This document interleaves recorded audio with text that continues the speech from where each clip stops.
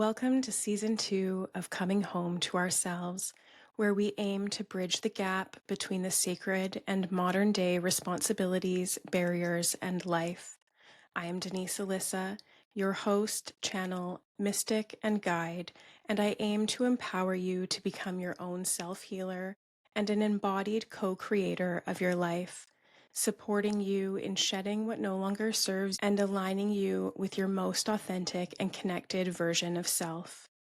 Please note that I am not a medical professional and nothing said in this podcast should be misconstrued as medical advice or replacement of such.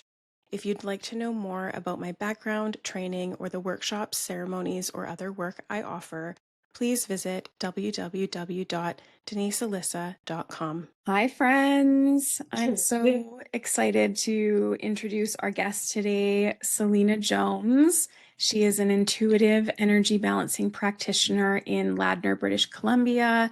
She's been studying and working with energy healing, clairvoyance, and mediumship for nearly 2 decades. And on a personal note, she's also been one of my longest ongoing healers, mentors, and teachers and friends, really at this point. And I'm so honored and grateful to have her here with us today.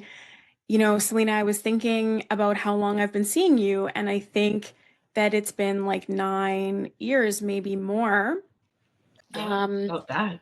And I was thinking about how that got started because, like you, I was not into this sort of thing. I know that now we've uncovered so many layers that go back to childhood for this work for me, but at the time, all of that was so deeply buried, and I was not in touch with these gifts. I couldn't sit alone with myself to save my life, and I put it bluntly. And you know, I wasn't into the spiritual world at all. I didn't even really like believe in this work. I didn't know very much about it. I definitely was really hesitant and very skeptical, I guess is how I would put it. So, but I think that I came across you after I was dealing with like my own health challenges with some mystery at the time, mystery illnesses, misdiagnoses, not being able to be diagnosed, several specialists and tests and things like that, not being able to tell me what was wrong with me. And I felt like the medical system was really just leaving me to deplete, and I felt like they were leaving me to die and become bedridden at 24 years old. So yeah, which leads me straight into my first question for you, because I know that you have, you know, not quite the same story, but some overlapping themes in yours. And so I've noticed that when most people get started in this work, it's often through their own need to heal. So I'm wondering if you would like to share, you know, what led you into this work, and what was that experience like for you? Because I know that you were skeptical too. Yeah. Oh, for sure. Yeah. Um, and yeah, I think back to, I would say like little 24-year-old Denise, right?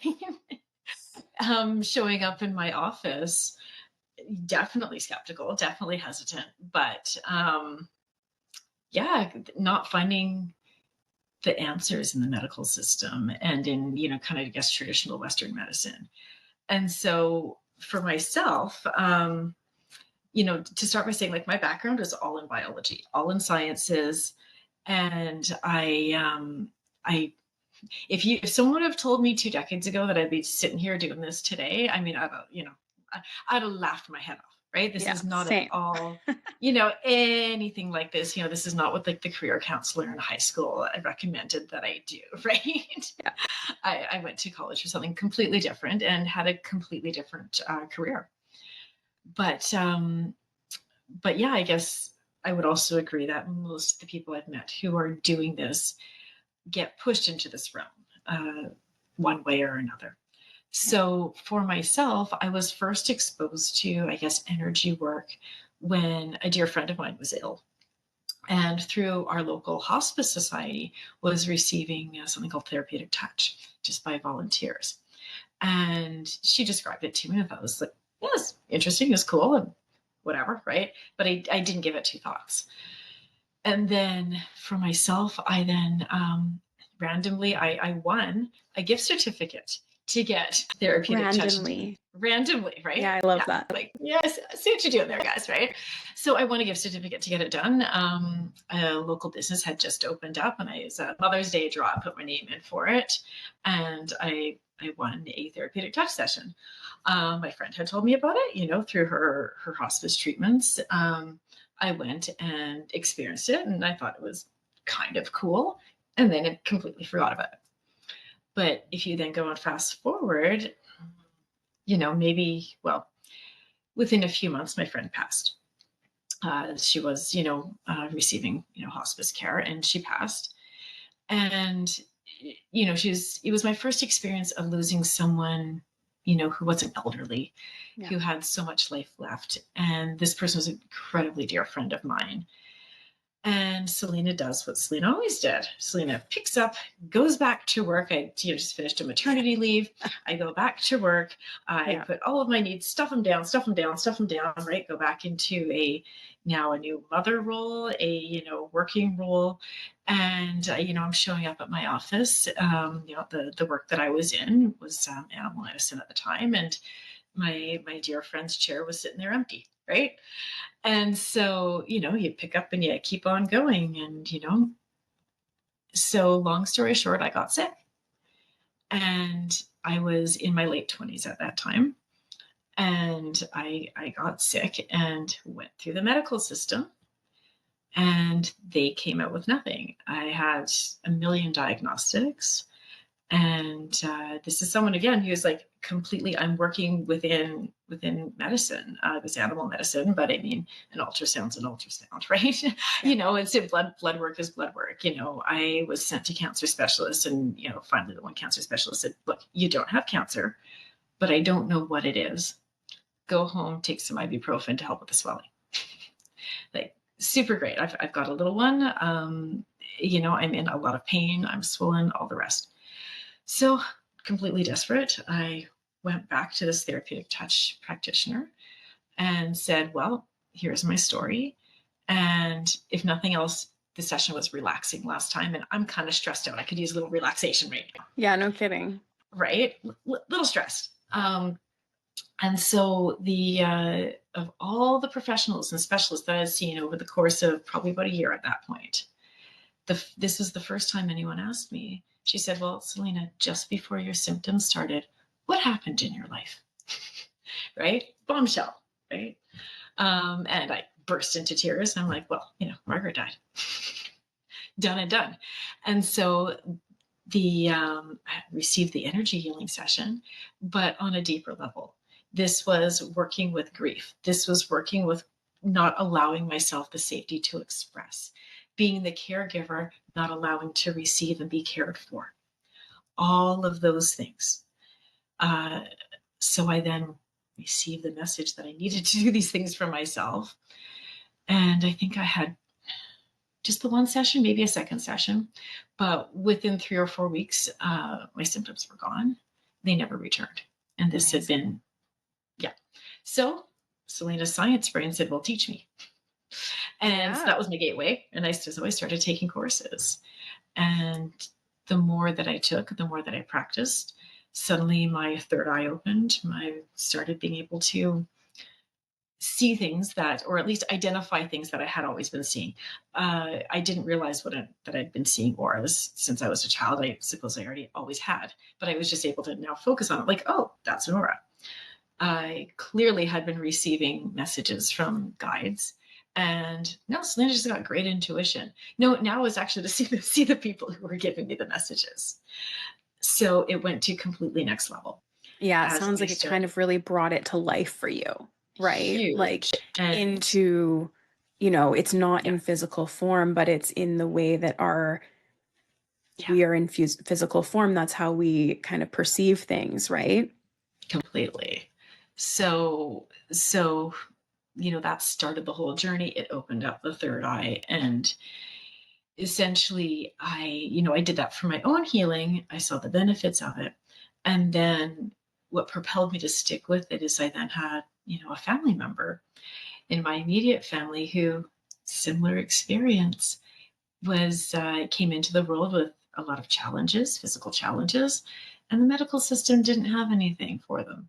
Now, I am not against traditional medicine. Hey, you go breaking your leg. I want morphine, an orthopedic surgeon, and antibiotics. Thank you very much. And I know right? that about you. I know Yeah. So, but I think it's together. really worth saying. Like, I think you need to have both. You have a physical body that you need to honor. You need to take care of. You need to eat good food. And yeah, I would very much like a surgeon to go fix my broken limb. I'm then going to sit and ask, though, why did we break the limb?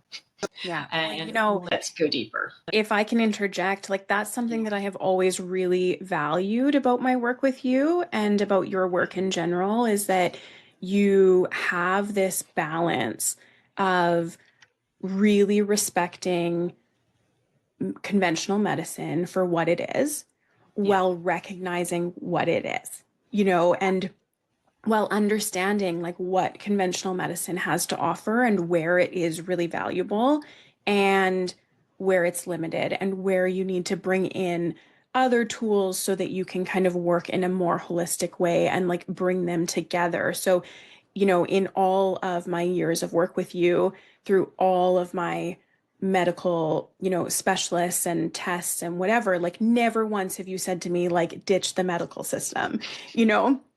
Yeah. Or even like implied that while still teaching me. And that's another thing that I know that is something that you bring into your work quite well is that you're not just you're not just doing the work for me. You're not just doing the work for Yeah. your client, right? You're really bringing in this aspect of kind of, the way that I approach it in my work, the way that I phrase it is kind of awakening that their self healer within, right?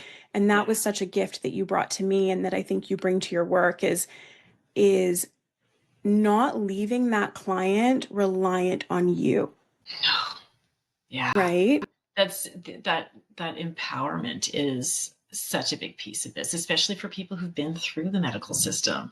You come out feeling, conventional medicine, you come out feeling completely powerless sometimes. Yeah. And so yes, a big piece of what I do, at least, within my practice, is going, okay, here's what I'm doing, here's why I'm doing it, and here's how you can now take this home. Yeah. And it's not that we're supposed to do everything ourselves. That's not possible. I don't think it's the way as humans we're designed. It's not to be isolated and do everything ourselves. It's good to have people that we can go to and can help us along the way. But it's also just knowing that, like you said, that self healer, that like empowerment is so important. That ability to take that and do the work ourselves. And even if that work is just going, I'm sick, I'm in bed, I'm in pain, I'm afraid, but I'm going to take a deep breath and I'm going to picture light around me and I'm going to, accept healing and as Yeah. opposed to block it. Or Yeah. even like, I'm going to honor where I am right now. Yeah. Even if I don't even know how to access the healing, but I'm just going to honor where I Yes. am right now. Yeah. Because You it's okay to know? have bad days, right? Yeah, absolutely. I want to share for our listeners, because I know that why I was laughing when you were first sharing Yeah. the story of like how this came to be for you. But our listeners, not all of our listeners might know why I was laughing. And so, you know, it's not because your grief is funny, like that's that grief that you were experiencing that led your body to have such a strong physical response is, there's nothing funny about that, right? Yeah. What is funny is the pattern Yeah. and how we see this showing up again and again in different people where they're doing what they've always done. They're shutting it down. They're going back to work. They're being the mom or the parent or the caregiver. They're, they're staying in the role that they have always been in because it's all they know. It's what they think they have to do. They don't think they have a choice. And their body reacts, right? I always say, like, if you don't listen to the whispers, your body's going to scream, Yeah. right? And like your body screamed, my body It screamed. screamed. Yep. Yeah, Yeah. And, and also there is, I certainly feel anyway, there is a desire to heal. The body wants to be healthy. yeah, We just don't always know the path to get there. And so much of it is understanding our own patterns that have caused dysfunction, which isn't to be clear, which isn't to blame the victim. If someone is sick, it's not to say you're the architect of your own demise. yeah. That's so unkind. And that's not at all, what I'm implying is just if we are not doing well for whatever reason, it's to go inward and say, well, what have I been doing that isn't working? Where That's can right. any, for me, my ego got like ripped right out. Right? Yeah. So everything I say is incredibly humbly spoken. Right? Oh, yeah, for you and the rest of us, right? Like, Yeah. I think most people doing this work with integrity are Yes. people who have lived it, right? Like, we've gone through the ego Yeah. death and And the I ego mean, fighting back. and even to say, and it doesn't stop. If you can see this on the recording, I have an owie on my arm, right? So, I mean, technically, it's because I was making a pot of sweet and sour chicken, and the sauce, homemade, made with love, right? Boiled over, hit my arm, and I ended burned me and got a blister, and ow, right? Yeah. I know enough to pause now at this stage in my life and say, why did I just get burned? Yeah. What was I thinking? What was I doing? Was I being mindless about cooking? Was I, where was it going? And then go, okay, I got an injury. What's the message that the universe is trying to give me, that my guides are trying to give me, that my body's trying to give me? What do I need to know? Yeah, and how So, beautiful. And thank you for that because yeah, that's such a applicable thing for yeah, our listeners, right? For just like the everyday person to just begin by yeah, going, "Oh, why don't I pause here?"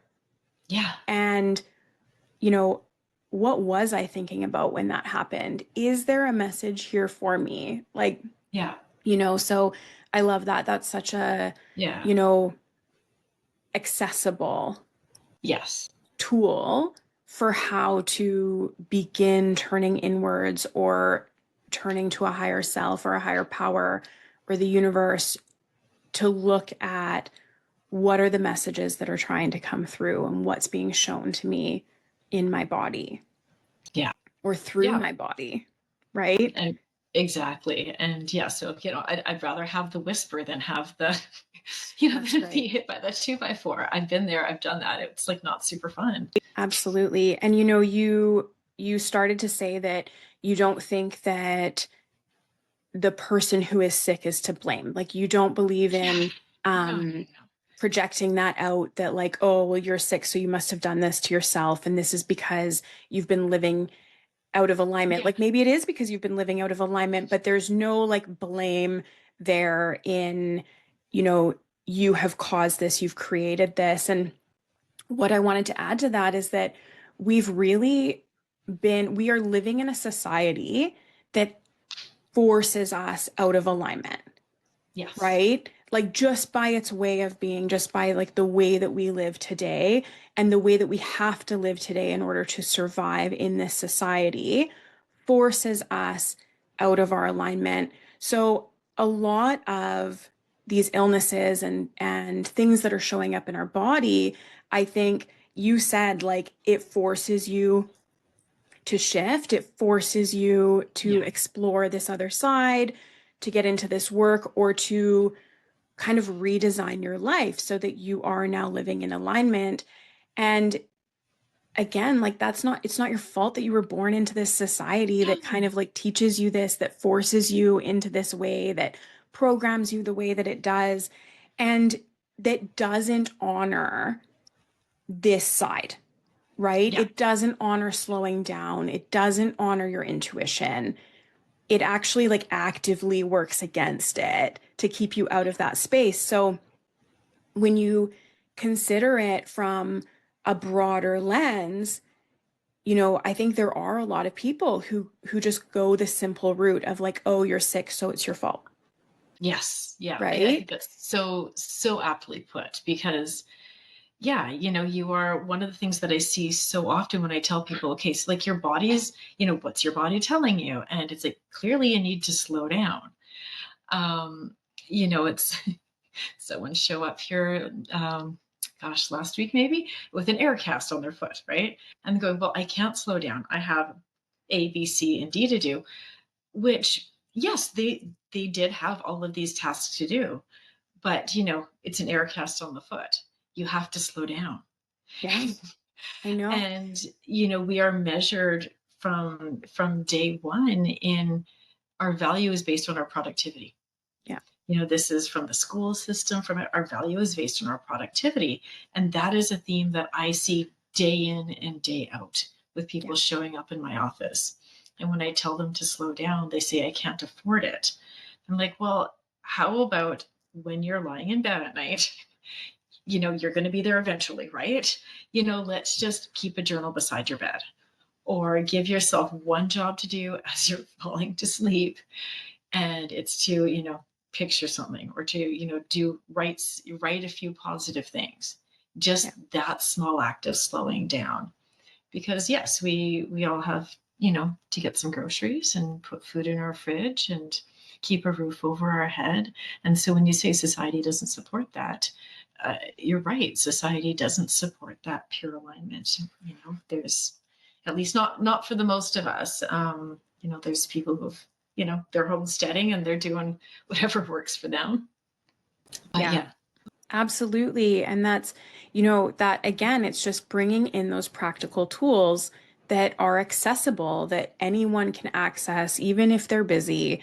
And it just brings you back to center, right? And I think if you can just start with recentering, like once a day, start with once a day, start with a few times a week, just recentering, just to get landed in your body. Like, what does it feel like to live in yeah. your body, right? And absolutely. And if your body has been sick, you don't trust your body. Why would you want to be there? If your No, body's in exactly. pain, I don't want to be in my body. It hurts. And so we step out.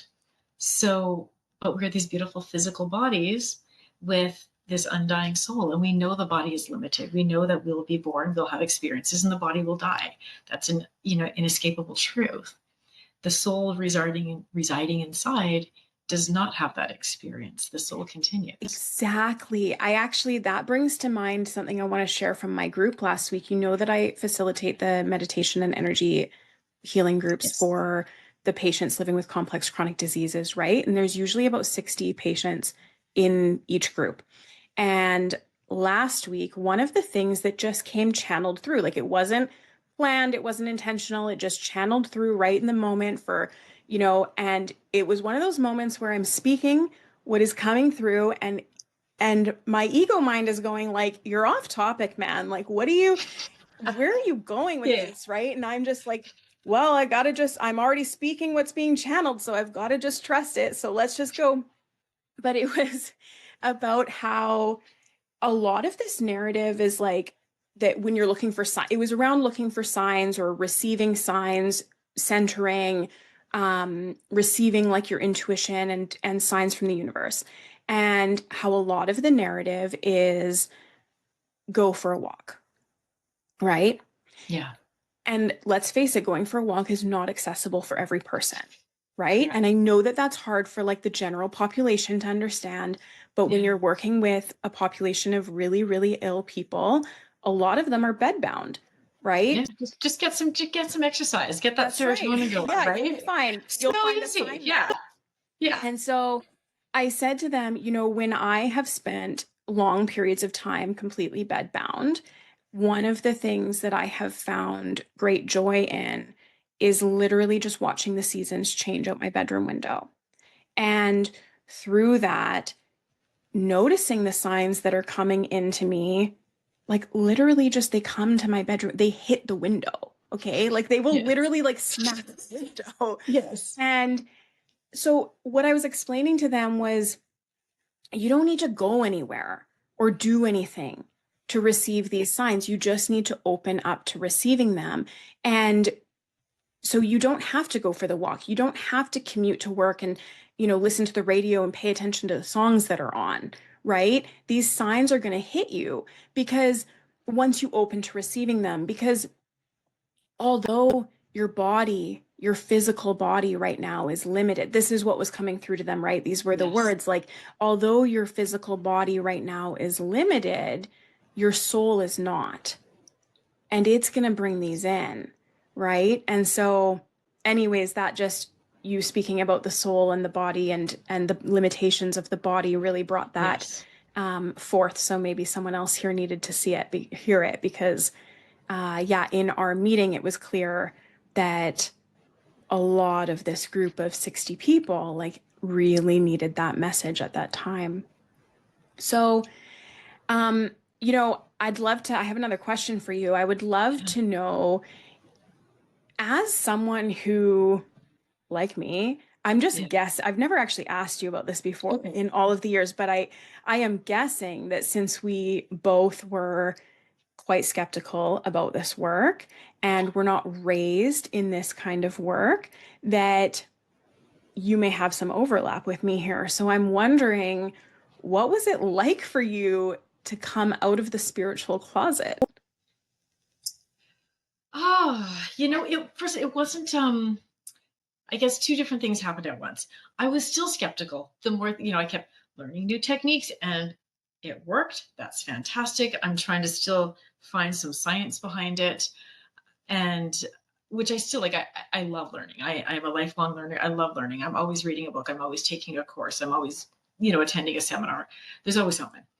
And so that idea of coming out of the spiritual closet, it was slow because it was my own realization. I didn't just change one day. I changed over time. I have to, commend my husband because, I was a veterinary assistant. I was a surgical assistant. I was very different life when he first met me. We met in the vet clinic, right? Right. Brought a sick cat in. It was really cute. And I went from doing that to doing this, to being an energy healer, to talking to the invisible people in the room, and you know Yeah. which is like No big now what deal. I literally do for a living, right? Yeah. And I mean, I can see them, so right, it's fine, right? So that idea of in general, I'm a very private person. I'm not going out and shouting these things off the rooftops. I don't have a huge social media presence, any of that, because But you that's have just built me. a very successful bit. Like for the listeners who are hearing you say that, like Yes. let's not downplay the fact that you have like what over a year long wait list right now. Is that right? About that, yeah. Yeah. And so you have built a significant business around this. And I realized that that didn't happen overnight while you were No. transitioning from the vet clinic. You know what I mean? I realized that that was Yes. still a long process. But for the listeners who are hearing you say, like, oh, I'm very private and I don't have a Yeah, big yeah, social media following, like, no, we know yeah. you, Selena. Like, people know what you do. Thank you. You're not hiding in the Well, closet. well, yeah, when you do what you love, you never work a Yeah. day in your life, right? um, but that is to say, I fell in love with this. Yeah. So if we go back to your original question, there wasn't a coming out of the spiritual closet. There was a falling in love. I looked at the school system failing, the medical system failing, all of these people in my direct life, and then people starting to come see me as clients who are being failed by the major structures in our life. Um, and I saw that people could sit with me and feel better leaving. Go home with some hope, go home with some tools, maybe have some physical relief. And so it was just that I fell in love with it. So I still, if um, if you meet me randomly at a party, and one of the silly questions that I say silly, I think it is though, when you first meet someone, oh, so what do you do? Right? Because we are measured in productivity, You know, I right? still don't know how What to do you answer do? that question when people ask me No. that. So Yeah. they ask me, which I asked often enough. I teach meditation classes. People can get that. It's not that like, I look at someone, I assess their aura, we talk to their spirit guides and maybe Yeah. some ancestors and the angels show up. And then I wave my hands in the air and, they give, I don't tell I people. deep dive into your I don't past lives and pull them all out to the surface so that exactly, you can heal. So it's, so I say I teach meditation for a living. I run Yeah. meditation classes because we meditate also within this and people kind of get that concept. And if they don't like it, whatever, they probably aren't going to ask any follow-up questions and that's just fine by me. For sure, right? Like if you can't handle Yeah. meditation, like you don't want to know what we do. Yeah, we're Like not that's going to kind of, talk about and you know, it's funny. I think I that. got that from you. Um, Yeah. I only recently have started like stepping out into a social life again, right? After Yeah. another period of quite Yes. significant illness, as you know. And so, um, which we all know how I got there. Like it's no secret. You know what I mean? Yes. But here I am. I'm starting to recover in ways that the doctors didn't expect me to, and I'm starting to get out a little bit more. And I have a toddler, so I'm suddenly entering social situations where I genuinely don't know these people. Like these are just other Yeah. parents. And always, oh, so what do you do? And Yeah. I'm like, and so I kind of stole that from you, to be honest. I just go, oh, Okay. I teach meditation and like, you know, sometimes Yeah. I'll be like, oh, I do some energy healing or sometimes I'll just say I work with complex chronic disease patients or things Yeah. like that. And the truth is like I don't solely work with complex chronic disease patients. Like there's so much broader of a population that benefits from this work, right? Like ideally you start doing this work before you get sick, right? Yeah. Ideally this is That preventative, that would be nice. Yeah. right? And so yeah, so I do work with a broader population, but I do find myself always in that situation of like, man, how do I answer this question without my child being ostracized, like, Yeah. or ostracized? Yes. Yes. Yes. But, Yeah. you know, did you experience any of those like big fears? Like such a common theme for people who actually like do this work is, you know, and I realize we're talking to a bit of a different audience with this part of the conversation, but let's just go there. So, Yeah. um, so many people who do this work, when they start to do this work, have a lot of fear, and I'm speaking from myself included, right? Yeah. Have a lot of fears around expressing what they do, around telling their family, telling their friends. Like, you know, you said you don't have a big Yeah. social media following, but that's how people do things now. You've been in this Yeah. industry for 20 years. If you don't have a social media following now as a new person, like Yeah. nobody finds you, right? So Yeah. you have to kind of put yourself out there in a different way. And so, and even if you aren't, even if you're just using like manifestation and the law of attraction, let's just say that that's how you were approaching this whole thing, you still have family and friends, Yeah. right? And Yeah. so it can still be really scary to start to tell the people who have known you for several years, maybe your whole life, that like, oh, I'm talking to angels now, Yes. right? Like, So I still don't say that to people, to be honest, even like that, so I mean, again, I've been doing this for long enough where, my family knows what I do. I think for the most part, I don't know that they know everything that I do, but I have a very lovely supportive family, extended family, parents and, sister and all the rest. So, I mean, they know what I do. But again, that was all very slow. It was, hey, I'm taking a course on past life regression. So I'm learning that. It's really cool. And, you know, my dad would be like, cool, let's, I just read, read this book, whatever. That was really nice. Other family members are like, okay, you do you. But I've never been, again, going, hey, so this is what I do. It's just been that slow process and people then going, oh, cool, you're like seeing a lot of people, you're seeing clients. As far as social circles go, my social circles have completely changed since starting this. And of I bet. course, I'm, not in my 20s and 30s anymore. I'm in my mid 40s. So I think that's not uncommon necessarily. I was, my social circles are now part of, for the most part, the people that I hang out with are people I've met through this work. Yeah. So we also have some similarities, though, not always. Certainly, though my kids are older now, there's, parents that I met through them who have followed a similar journey to me. And because of that, we have maintained a parallel friendship. So they found their sense of, spirituality or stepping out of the box or whatever, or they're just curious. So those relationships have stayed. The ones that would reject this type of work, I'm the one who changed. They didn't change. I changed. Yeah. So if those relationships are no longer in alignment, that's okay. Yeah. Um, and again, because I'm a fairly private person, I would say that people who weren't close friends probably didn't know a whole lot about my life anyway. If this is, colleagues of like my husband's or something like that, that we'd see in a social setting a couple times a year, they probably didn't know much about me anyway. Yeah, fair. Yeah. One of the things you just said was that, you were the one who changed. So Yes. if the relationship falls out of alignment, like that's okay, it falls out of alignment. And, Yeah. that's one of the really beautiful things that I think has come from, for me, especially for doing this work, is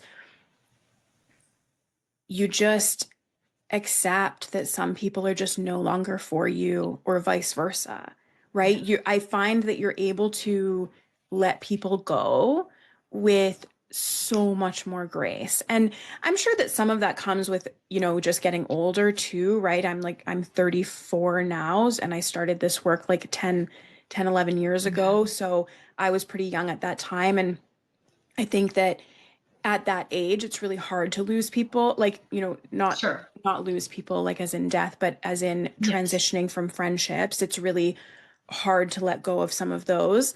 I had a really hard time letting go of friendships that were like way out of alignment for me, and it was like, wow, this friendship has not been serving me in so long, or vice versa, and I just can't let it go. And now, like, through this work, it has offered so much grace to flow through those scenarios now, right? And so much more acceptance to just trust that, you know for everyone that leaves, it leaves a gap for something better to fill, and that nobody has to be like in the wrong or bad or Yeah. worse than the other or whatever. It's just not for you. And yeah, I think that that's a really beautiful piece of this work. So I'd love to know, like, how has this work supported or changed how you live your life, like how you walk through the world? Yeah, for sure. And I mean, and even just to finish commenting on what you were just saying, because I know that you do, you have your following is people who really do have so many challenges or limitations at times.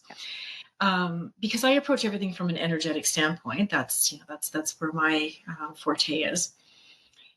For people listening, if they're going, they might have friendships or relationships that have served their illness, but not served their healing or their recovery. So this isn't about like, hey, I'm bedridden now. I have to go find my spiritual side. It's even to just look at the energy and going, being around this other person, maybe they haven't done anything wrong, but I see that my body doesn't feel good in their company. I see that Yes, I have thank to be you. small in their company. I can't be myself. And my spirit is crushed and tight. And all of that is, this is what we're doing. We're looking at the energy. How did that Yes. happen? So it's okay to say, this relationship really served me well when I didn't know myself, I wasn't confident, or when I was in the rat race, exhausting myself, they were exhausting themselves in the rat race too. And my body got sick.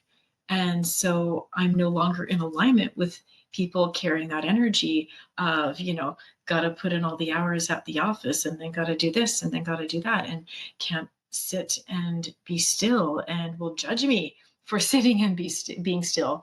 So it isn't that someone has to go and find an energy healing practitioner or go learn how to do it themselves. Look at the energy of a relationship. Do you feel good in this person's company? You Thank can set you. these lovely, loving, energetic boundaries and say, it's okay to be a little bit lonely, to let these relationships go. Keeping I would guess I would use the word toxic, though I don't mean that in a sense of blame, just knowing your body isn't feeling well, your mind isn't feeling well around certain people. It isn't necessarily that the person's doing anything wrong. Maybe they are, I don't know. But it's not in alignment. It's okay to very gracefully, as you put it, let that relationship go. And means you're going to be alone for a little bit, but you can be alone curating the environment that you want to be in that supports your healing. Selena, thank you for that. And thank you for such a, realistic and tangible example. It leads so perfectly from my last episode where I was talking about energetic boundary. Like the whole subject in my last episode was energetic boundaries and safety Yeah. within doing this work, right? So, not just safety within energetic boundaries, but also safety with who do you do this work with? Do you know them? Yeah. Like, what questions do you ask? How do you know what's good for you, right? Yeah. And I'm sure that you can relate to I know how much integrity you have. I know how much respect and consideration you bring to this work and how heart-centered and heart-led that is, right? And I know that you're a safe person to do this work with. And I bet you've had the odd person who you're like, whoa, this just isn't a match, Oh, right? yeah. And so one of the things that I brought forth in my last episode is, you know, not just figuring out like, is this person a cult leader? Like, but figuring out Yeah. like, is this person a safe person to do this work with? And are they the right person for me? Because Yeah. even though somebody might be a really good, high integrity, like safe person to do this work with, maybe they're not the right fit for you. And so, one of the practices that I brought forth to just gently introduce people to sense into this is, what does a no feel like in your body? Oh, beautiful. Right? What does a yes Yeah. feel like in your body? Right? Where do you even begin to start to figure out what is right for you and what isn't? So, what you just shared about like friendships or relationships and how do I feel in my body when I'm around this person, like it just leads so perfectly from that last episode. So, I just want to say thank you for that. And it's such a good tangible tool for all of us to have and not just in this work, but in just who Yeah. do we spend our time with, right? Absolutely. So, yeah, thank Yeah. you. It can even go down to like what counselors right for you, what Oh, medical yeah. professionals right for you, what tests, what therapists, what, you know, treatment is right for you, Yeah. right? So, yeah, so I appreciate that. Yeah, and So and also I'm just the one last thing to say on that, yeah, just sorry to interrupt you, but it's no, it's also I great. think when you are what I've heard countless times is again, if someone's been ill, they don't feel like they have a lot of choice. Yeah. This is the specialist my doctor sent me to, or this is the doctor who will take on my case. Who, so I have to deal with someone who is, thinks it's all in my head or who isn't respecting what I'm saying. They're saying, well, this medication says it's going to work for you. If it isn't, then what are you doing wrong? Or, oh, you're having these side effects, suck it up and do it anyway. Yeah. So you have a lot of people who don't, who are, I think, don't believe they deserve an aligned medical professional as well. Yeah, and it is really limiting. Like coming Yeah. from someone who there's very few specialists who work with the illnesses that I live with and the illnesses Yeah. of the patients that I work with. Very, very few understand it. And it does create a lot of lack of safety within the medical profession because, first of all, you have to figure out like, does your medical professional even understand these Yeah. conditions? And a lot of the time, the answer is no. And the advice that they're giving to you is really harmful for these Yeah. conditions. And then, if you're lucky enough, like myself, to end up with one or a couple doctors who do understand these conditions, you don't have any like very much choice beyond Yeah. that. Do you know what I mean? And so that's Absolutely. where we are human. We are living in physical bodies, and these are, like you said, you have to go to the grocery store, you have to stock your fridge, you have to like go to work, you have to put a roof over your head. These are some of those very physical, real life things where you have to sometimes work within the system that you're Yeah. in. And that's where I think bringing in other work like this is so supportive because it tends to really like open miraculous doors for you, It does. right? Yeah. Like Yeah. suddenly Yeah. you have a doctor that understands this stuff and you Yeah. never even thought that they existed, right? Or maybe you don't, but maybe you develop your own intuition, your own Yeah. self-worth, your own sense of self enough that you can stay strong in what you know to be true for you, Yeah. even when the medical system or whatever other system you're working in, right? There's school Yeah. system, there's a lot of systems Yeah. that we live Yeah. in today that don't work very well. So you we still have to show up, right? Yeah. And that brings me right into my question, like how this has changed how you walk through the world, right? We have to still show up in our lives the way that they are. And I just think this work is so supportive of that because there's so much that we can't change. Yeah. And there's so much empowerment in this work that just opens doors for you, that gives you opportunities for change that you never saw before, or that just allows you to be okay when Yeah. everything else feels like it's not okay, right? Fair enough. Yeah. Yeah. Yeah. Yeah. So how has it, I mean, I will first of all say like there's been a few situations within my life where I I don't know that I would have made it out like mentally intact or physically intact if I didn't have this work. And so it's about knowing that I'm not doing this on my own, that I can ask for help, that I have guides, that when there is a complete sense of powerlessness, because you're working within such a dumpster fire of a system, and the school system for sure, and things like that. And it's just that I can stop and say, okay, I can align my energy with what's going to be the highest for myself or for my family member who's asked me to work with them. And if I align my energy with that, we're going to start seeing options unfold. So essentially, I mean, we all, I hope we all have the chance to ugly cry sometimes. It's good for you. Do it. Right.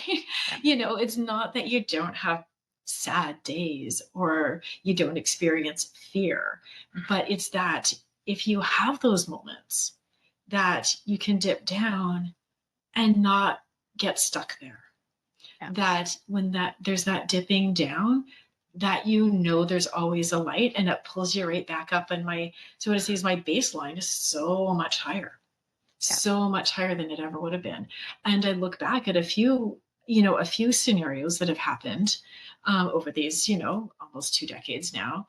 And the reason that I have made it through is because I I know the energy world. I know that I have spirit guides, that I have angels. And like, I mean, look, for credibility's sake, it sure helps that I can see them. Okay. Yeah, Like, I get absolutely. that, I get right? that. Yeah. If you're sitting there sick in bed and everything hurts and your doctor said it's definitely all in your head and you can't afford, the basics of life, um, it's a little harder if you can't see them, right? Yeah. So I absolutely, through doing this work, my third eye opened up. I have the ability to see my angel standing beside me, to see an ancestor in the room with me. It really helps the credibility, not gonna lie, right? Yeah. But Just for is yourself, you're referring to, right? Like just yes, to for clarify for our listeners, because I know myself. kind of that that's what you're talking about, but Yeah. So for myself, and then when someone comes into my office, um, or they're meeting me over Zoom because they can't get out of bed today. I that happens often enough. I can say, well, look, I can see what's going on in your body. So, no, you're not crazy, first of all. And, I can see the restricted energy flow and I can see that you've got somebody standing beside you. And so you're not doing this alone. So, how has it changed me? Instead of being broken by difficult situations, I can see them for what they are. I can be sad. I can hold grief when there's been a sudden loss, when there's, things like that, when there's been an illness, when there's been, the hard things. But I'm not going to stay there. I'm going to feel it because I'm a human. You're supposed to feel these things. Um, but then I'm going to find the light and I'm going to ask for help. And the course of action that needs to be taken is always revealed. I guess that's how I would put it. yeah. It's, it's not that, oh, you're doing all this energy work. Nothing bad will ever happen to you ever again. I mean, hey guys, that would be great. I know. I think that's what some But people think, right? Before that's they're what a in lot of it. people think. Yeah. And that's what a lot of people think. Yeah. That's, I have seen that with people trying to devalue this work going, oh, well, if this person's all that good, why did their marriage fail? Or if this Right. person's all that great, why did they get cancer? I have seen that. And I'm like, well, how are they handling it?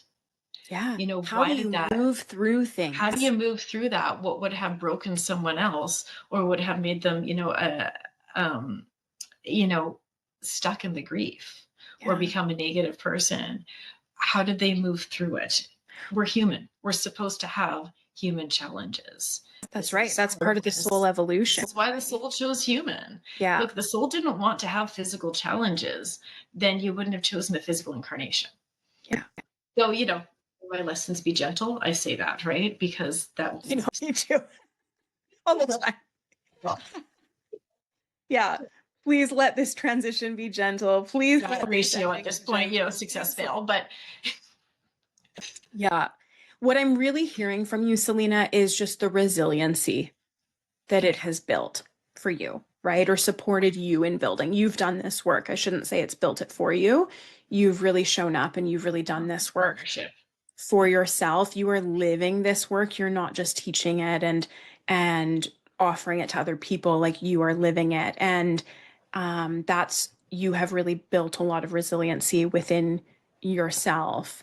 And I know that from the things that you move through, the resiliency that you have built. And what I'm hearing for our listeners who are a little bit more physical based and a little less energy based, when you're saying like the really downs and you know that you're going to go back up, what I'm hearing is you're moving through those states of nervous system regulation, right? Correct. And dysregulation.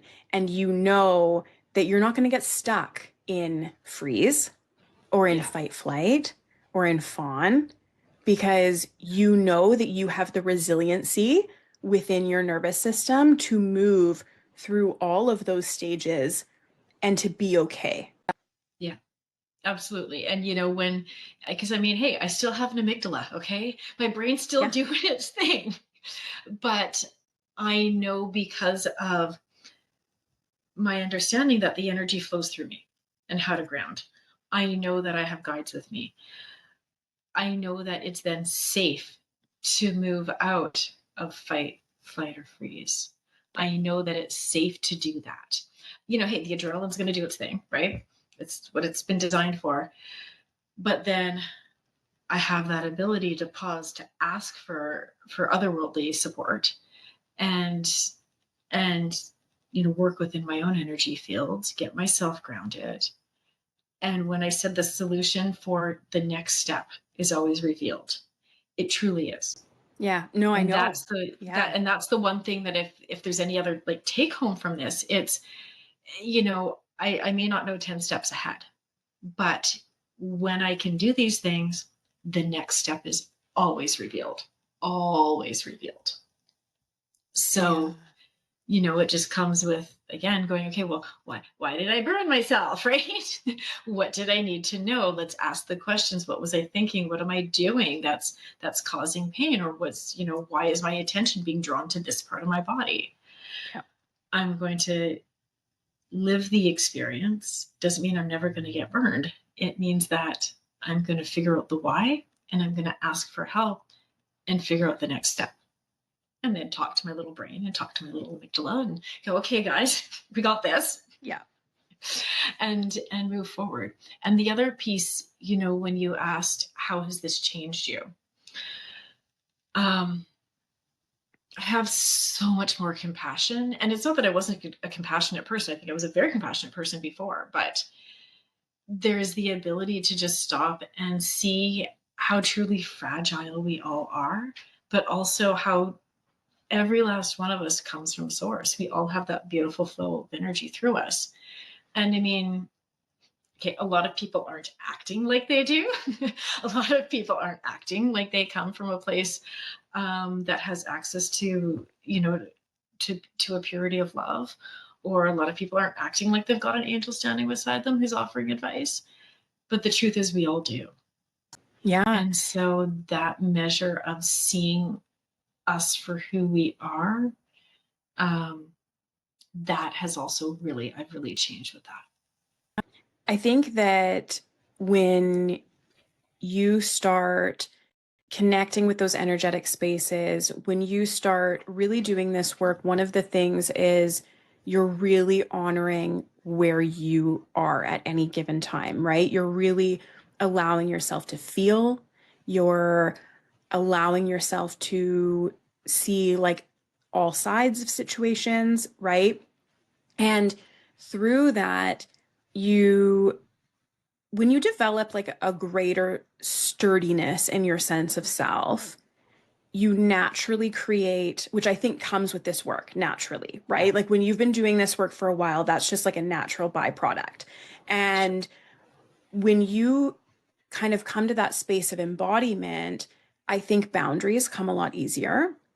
Yeah. And coming from the recovering people pleasing person that I For sure. was, Yeah. never Same, understood got the what a pin. boundary Yeah. was like for the life of me in either direction, and that was a big challenge for me. But I think that at least for myself, but I think it's probably fairly universal. When you really get into this work, you naturally develop more of a stronger sense of self, like a sturdiness in your body and in who you are and in standing in your own energetic space, right?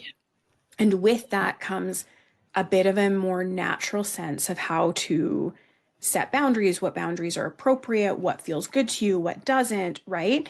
And I think that when we are able to understand what is yours and what is mine from that embodied place, I think Yeah. compassion comes a lot easier and a lot stronger. I think that your ability to lead from the heart and to be compassionate, like you're saying, just amplifies so significantly. And it's like, whoa, I thought I was a compassionate person before, but I can't Yeah. even believe, like, now Yeah. I'm offering compassion from this like safe and healthy space where I can just offer like free flowing compassion without it being about me, Yeah. without thinking that it's going to harm me, without like crossing boundaries or letting them cross boundaries to where that compassion actually hurts me. Yeah. And, right? and Is I that, smile all the way through this because I've watched you do it. I have yes. watched you grow into this person who's like, no, that's not good for me. And so I'm going to have this boundary. No, this person isn't actually being kind to me. I'm giving, and it's so out of balance because it's not a matter of giving with expectation of receiving, but I'm giving with this person just taking. And I've watched you blossom out of that. And like that just makes my heart happy. Well, thank you. And Yeah, thank you it's so because you were a amazing big to see. catalyst to a lot of that work. Like, the work that you have offered me and that we have done together has been such a significant catalyst for change for me in that way. So when I say thank you, I'm not just saying thank you for, Yeah, that acknowledgement. I appreciate yeah, that acknowledgement, but even more so just from like what your work has offered me yeah, in that way. yeah. And And how, I know we're coming up on time here, but within your own life and this work for you, I know this work has changed how you set boundaries. yeah, yeah. Oh yeah. Do you want to speak, So like, do you yeah, want to share? so if I look at that, as I've said earlier, like I'm a fairly private person, but it's the idea that the people pleasing, I guess, right? It's no, if something isn't working for me, I have no problem saying no. If you say, "What are you doing Saturday night, Selena?" I'm gonna say, "Loaded question. I'm not gonna answer that. What are you offering?"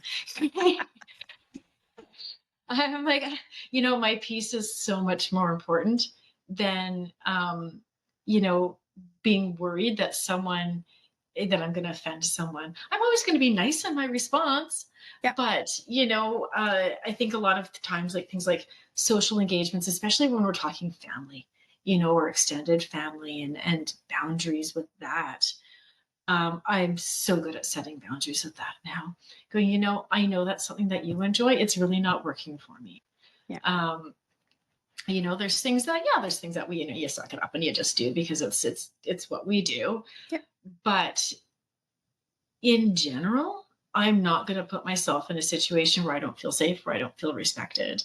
Yeah. And it is because I'm not worried about being judged anymore because I Yeah. respect what I need. I guess that's what it changed. I know what I need and I respect what I need. And, if you're weighing the cost benefit, maintaining a relationship, or a level of relationship with somebody, if it's a work person, if it's a, extended family, people are like, well, my in-laws aren't nice to me, but I need to go do this because, um, I'm really good with saying no Yeah. or not letting people in, having just a nice, superficial, polite, conversation. But like, you're some, this is a function of where I'm not going to see somebody again, or, you know, you're just not good for me. You have to earn your way into my space. I guess that's how I would put it. Yeah. You have to earn your way into my space. If you don't know me, and you ask what I do, sure, I teach meditation classes. I'm not going to get deeper because this work is important to me and you haven't earned it. Yeah. Yeah. So That's so beautiful. And one other thing that's I that. think will likely align for you is that as you're setting these boundaries, you're honoring what is right for you, but you're also honoring what is right for your loved ones, right? And Yes. so it's not just about you. Like you're not selfish in these No. boundaries. It's not coming from a space of like, oh, now I know what's right for me. So like, F you guys. Like this is No, right. not at all. No, no, Instead, yeah. it's like, I know what's right for me and I know what my family and my really core important people really need. And how do we make it all align? Or how do we Yes. meet in the Yeah, middle? Or absolutely. how do we, like, how do we merge the needs of the people who are like really my core or for you, Yes. your core loved ones that, you're taking responsibility for yourself Yeah. and you're respecting the relationship dynamics that you're in. Yeah, absolutely. And because, if we go back to all of these words of compassion, everything comes from love, everything comes from compassion. And yes, you're supposed to have your human emotions, which aren't always, love and compassion, right? We're going to have those FU moments in our life. That's right. But, the setting of boundaries is always done with so much love. So I also find that I don't need to set a lot of boundaries anymore because I've established who I am. Yeah. And And because I think your energy takes care of a lot of it.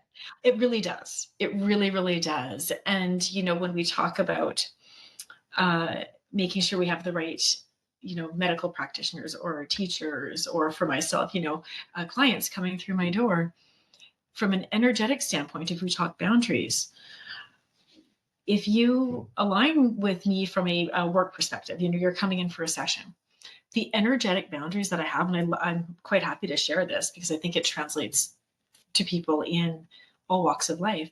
But I have energetic boundaries. If someone has found me, because I don't have a big social media presence, right? If someone has found me, um, they have booked an appointment, they have showed up, they have to jump through 3 hoops, energetically speaking, before that's allowed to happen. If they actually show up for their appointment, first of all, they have to benefit from what I have to offer. If I'm not the right fit, we're not going to benefit, then energetically, I don't want you coming in. I don't want to waste your time and money.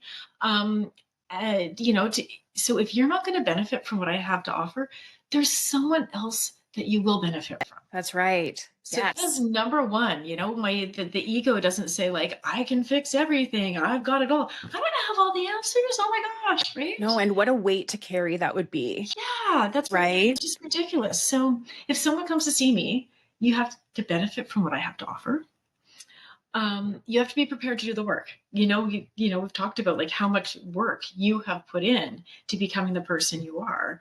And yes, we have worked together, but I'm not coming in hitting you over the head by the power of the divine and, you're healed. My God, would that be cool? It would be, but no, I can speak to that. Like he definitely, like um, your work is a catalyst, yeah, but I have to make the change. Like, yeah, and I have to implement these things between sessions and I have to explore other avenues. Obviously, that I've explored lots of other avenues beyond you. So that's something that I would think that you would hope for a lot of your clients. absolutely, absolutely. And so, you have to be aligned with, you have to benefit from what I have to offer. You have to be prepared to do the work. And honestly, if you come to see me and it all works out, I've got to enjoy your company. Yeah. If our Fair. personalities just don't match, I'm not going to be looking at my schedule the next going, ugh, Bob's coming in, right? That's not nice. You don't want me to No. be thinking that about you. I can do the work, but gosh, your personality just grates at me, right? And I don't want you to be thinking that about me. I Yeah. don't want you to be coming in going, well, Selena's got the skills, but I just, personality wise, we do not match, Yeah. right? Absolutely. And you're not supposed to match with everybody. Yeah. That's okay. You're not supposed to like everybody. You're supposed to be nice to everybody. You're not supposed to like everybody. That's right. That's not how humans work. So, like, those are my energetic boundaries. And I have to say, they're pretty effective. Yeah. So, you can take these rules and apply them to your medical people, apply them to people in the school system, apply them to, I needed a new accountant this year. Okay. Me too. I know we talked about that. We have talked about this, right? I'm like, things that I do not know how to do. Holy heck. I'm good at what I do. I do not know that world at Yeah. all. Same. But I'm setting these energetic boundaries. You have to be in alignment with me too. You might not need to know my realm of work, but you need to be looking at my realm of work, not thinking I'm some stupid, crazy person. I Yeah. need that mutual respect. Um, and Absolutely. you have to My new have that accountant alignment. called me and said, um, by the way, like, what do you do? Yeah. Like, he's in the middle of my taxes, right? And I was like, oh, yeah, I don't, and I'm thinking, I don't know how to answer this. And, I started to answer, and he goes, I just need, like, the government needs a code to, like, Yeah. and I was like, I don't know where this fits in something like that. Yeah. That's why I have you. So, Yeah. anyways, he got it once, but it obviously was not clear from the documents that I sent him. Surprise that this is the work that I do. So, Selena, I know that we have, like, I didn't mean to cut you off there. No, go ahead. I know that we're short on time. I know you have another session to be in. Um, what I'd love to leave our listeners with in this last like few minutes here. So I feel like this whole conversation has kind of led to this, but as you know, this whole podcast is about coming home to ourselves, which Yes. for me, that's really like the sacred thread throughout all of the work that I do, both for myself and for others. And I think that that aligns so much with the work that you do as well, Yeah. which is no surprise since you've been one of my, significant teachers throughout this time. So, if you were to leave our listeners with like one tip or one piece of advice today about that, what would that be? Oh, no pressure. Okay.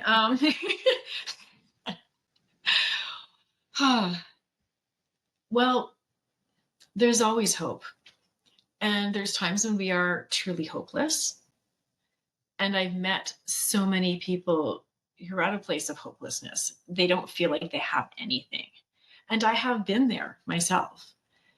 And so, this idea of coming home to yourself is, if you have been led to believe that nothing is going to work for you, it's not true. If you come home to yourself, the next step will be revealed. Yeah. And and so this is the going inward. And I mean, hey, I'm not going to promise that, you're in a wheelchair and you're suddenly going to get up and start dancing. But the idea of coming home to yourself, you don't have to be hopeless. There is a sense where you can be at home, regardless of your circumstances, and be satisfied when you go to bed at night and wake up in the morning and, revel at the sun coming up or the rain on your window. So, this idea of coming home to self, it isn't in any way downplaying the incredible challenges that some people have, the incredible challenges and grief and pain and all the rest.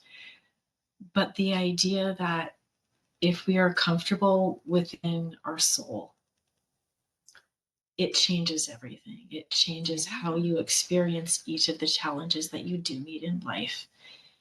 And again, that is spoken very humbly, having had my arse kicked, and at times still having my arse kicked. Yeah. You and me And both. yeah, and that sense of powerlessness, or education system or medical system or political system or financial system telling you life is too hard or there is no hope for you. When you come home to yourself and you say, what does my soul want to tell me? There is so much power in being able to be okay at the end of the night and be okay when you wake up in the morning, and actually even look forward to that. And if you're able to hear the voice of your soul, it's not even just okay in yourself, it's that you have something to, whether that's offering it just and not saying it out loud to anybody, but rebalancing to self and being in that place of love and compassion, or whether that is sharing your story the way you are, Denise. Um, that's that's what my belief is, I guess, through all of this work and what all of this has led me to. Does Thank that make you, sense? Selena. Yeah, thank you. We had some tech glitches there. You kind of froze and went out Oh, through part of it, but oh I'm gonna lean into trust that what needed to come through came through because I know that we're at your time. Um, and potentially in the recording, some of it will be there that I didn't quite catch, but what I no. did Okay. catch was beautiful, was eloquent. Thank you, and was so true. So Okay.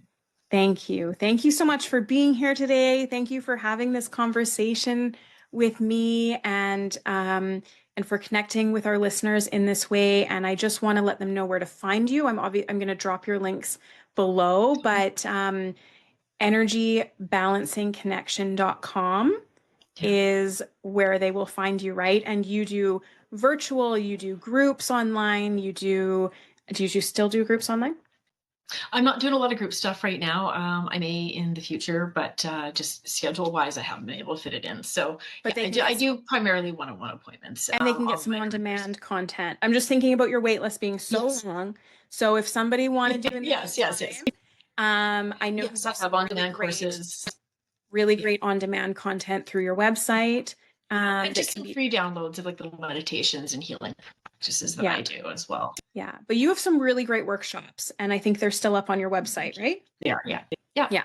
So Yeah. you can get that. You can get on your wait list if you want. So that's energybalancingconnection.com with Selena Jones here in Ladner, BC. Thank you. Thank you Thank for being you. here. Thank you, Denise, for everything that you are doing. And yeah, may may your lessons be gentle and maybe go and enjoy the day for rings. You are not alone. Thank you. You're just Okay. freezing again. I'm going to go ahead and end. Thank you Okay. so much. Okay. Thank you. Okay. Thank As always, I am trusting you to take what resonates with you and leave the rest behind. Please be sure to hydrate and care for yourself well, as any of the energetic transmissions, meditations, or self-healing prompts integrate into your system in the coming days or weeks. As with all the work that I do, I ask that this aligns for the highest and best of everyone involved, and I trust that you will only receive that which is in true alignment for you at this time. If this resonated with you, I invite you to consider giving back through your likes, ratings, comments, shares, or subscribes, as those help so much on these platforms. If you're ready to go deeper than what these platforms can provide, I offer ceremonies, workshops, guided practices, and more at www.denisealyssa.com. I look forward to connecting with you there.